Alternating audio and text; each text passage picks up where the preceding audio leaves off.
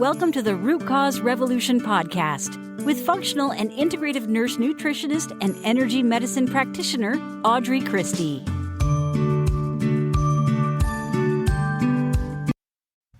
Hey friends, and welcome to the Friday Ask Audrey episode of the Root Cause Revolution podcast. I am always so excited to answer your questions and always sincerely appreciate those of you that write in through all various forms of ways and submit your questions. So I heard from some of you that it was a little bit difficult to submit questions. So I just want to encourage you that you can submit a question however you need to. You can go to audreychristie.com/question, which is always linked in the show notes. You can also text a question to 940-441-7637. And you can also email a question to acm@audreychristie.com. So I hope that clears things up and makes it at least a little bit easier for you to figure out and find out how to participate in these super fun Ask Audrey Friday sessions. So I have a few questions to answer today. And we are a little bit behind, so I apologize if you have a question that is waiting. I'm just going in the order that I have received them. So sometimes it might take, 2 or 3 or even 4 weeks before that question gets answered. Please know that if you write in, or if you're already a one-on-one client, or if you're in the paid membership group, you can learn more about that at audreychristie.com/membership. You always have the option to submit questions that way. All right, so the first question is from Anonymous. It says, "Hi there, I want to hear your thoughts on Zyto scanning. Is it worthy or is it a scam?" Well, Zyto scanning has been around for a long time. And for those of you that don't know, it's a little device and it's used to conduct, let's call it a biosurvey of the human body. It's uses a process called biocommunication. And so in the simplest of simple terms, the Zyto scanner asks questions of your body and records responses in the forms of signals it receives. It's really fast. It's really straightforward. It doesn't cause any pain at all. All of that being said, it is a tool to get information. However, it is not a clinical diagnostic tool. So what does that mean? So it's useful as an adjunct. If we just can't find what's going on, which very, very rarely happens, then sometimes the Zyto scan will point us in the right direction. I have used them in my practice in the past. I don't currently use them in my practice for a number of reasons. Number one, I'm predominantly virtual so that I can help people all over the world. When I did have an in-person practice, I did use Zyto scan as an adjunct to make sure that there wasn't something that maybe we weren't noticing in the presentation of imbalances that a patient has. So overall, I don't think it's a scam. I do think that some people use it in kind of a scammy way. I don't think that it's useful necessarily to only look at it and say, okay, these are just the essential oils that you need, right? But it can be an important tool to see what areas of your body physically and energetically are out of balance. So hopefully that helps to answer your question. If you have more Zyto scan questions, feel free to submit them for sure. The next question that came in is, what is the difference between mindful eating and intuitive eating? So if you're just looking at the meaning of the words, they could mean very much the same thing. There is a school of thought. I actually had a certification. I guess I have a certification in intuitive eating. And so it's kind of become a branded product at this point.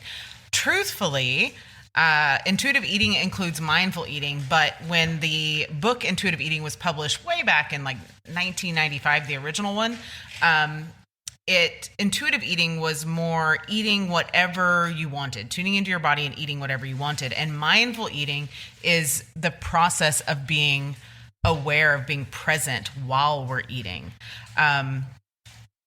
Intuitive eating as a sort of instruction guide has about 10 different principles, and they expand into mindful eating, but it also includes anti-diet, weight-inclusive approach. It's really, really aligned with the health at every size movement.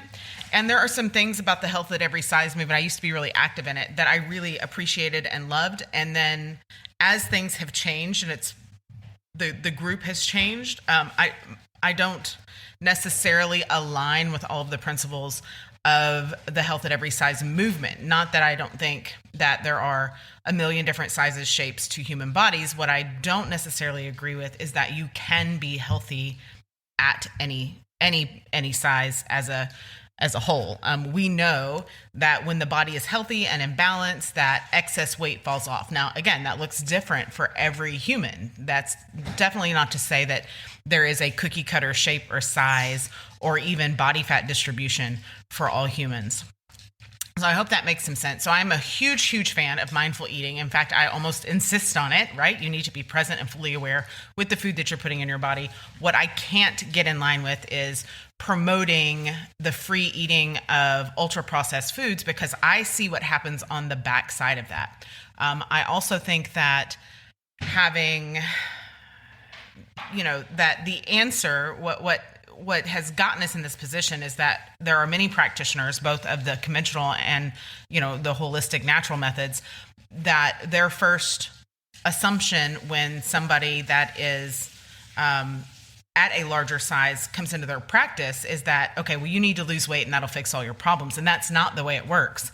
You have to rebalance the body. You have to correct nutrient deficiencies. You have to detox. And then that shift happens naturally on its own without dieting and all of those things. So I hope that helps you to understand. All right, for our final question, the question is, and this one was submitted on Instagram, what are your thoughts on fermented Einkorn sourdough bread? Does it break gluten down? No, it does not. But, and it's a big but, Einkorn contains gluten, and the sourdough can help soften the gluten, similar to you can ease the impact of lectins by cooking your beans, right? The wheat in gluten, the Einkorn wheat, the gluten in Einkorn wheat, there, I'll get it out, is not created equal to the gluten in your store-bought bread. So you can think of it like comparing maple syrup to an aspartame sweetener, right? So if you have a beautiful stack of gluten-free, yes, pancakes, hot off the stove, hot off the skillet for your morning breakfast, and by the way, that is not a healthy morning breakfast, but we're going to use this analogy. And if that syrup is made from maple syrup, if that syrup is made from honey, if that syrup is made from a natural agave, then it's going to taste really good. If that sweetener is made from aspartame, it might still taste really good, right? The difference is what happens inside your body. The aspartame is killing brain cells, causing cancer, doing all that other stuff, while the maple syrup is a relatively unmodified substance that your body, or most people's body, I should say, can process very naturally with minimal damage to the body. Now, in the same way, Einkorn has a completely different genetic makeup than modern wheat. Modern wheats have been hybridized, and they've had years and millions of dollars of research to increase yields and fight plant disease and pests and weather conditions. And that has been part of, but not completely, the cause of people with such a high tolerance to gluten. So if you are gluten sensitive, you can try Einkorn bread. I would recommend getting rid of all gluten for 10 to 14 days and then trying Einkorn bread and seeing if a little bit of Einkorn sourdough bread causes an inflammatory reaction. Having it Einkorn and sourdough doesn't mean that gluten is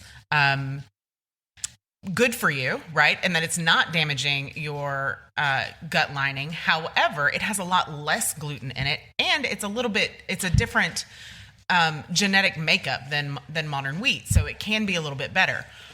Einkorn has 14 chromosomes, where modern wheat has 42 chromosomes, and that dramatically changes the gluten structure. What a lot of people don't know is that gluten sensitivity and gluten allergies are much more complex than just the gluten molecule itself. Often people are having a reaction to the pesticides like glyphosate and all those things that are sprayed heavily on wheat. Additionally, Einkorn is considered more nutritious than modern wheat because it's got more protein, more fatty acids, more potassium, more beta carotene. It's just in general a more nutritious food. So all in all, is it gluten-free or gluten reduced, not exactly. It does have a less impactful gluten molecule than standard wheat. So give it a try. Just make sure you're off of all gluten everything first, so you can have a clear picture of what that einkorn does. Have one serving, so have yourself a sandwich with einkorn bread or a nice piece of einkorn toast, and then fast forward 2 to 3 days later and just notice any changes. It can take 72 hours, maybe even a little bit more, before changes are really seen in the body. Okay, so that's it for today's Ask Audrey episode. I'll be back Monday with Energy Medicine Monday.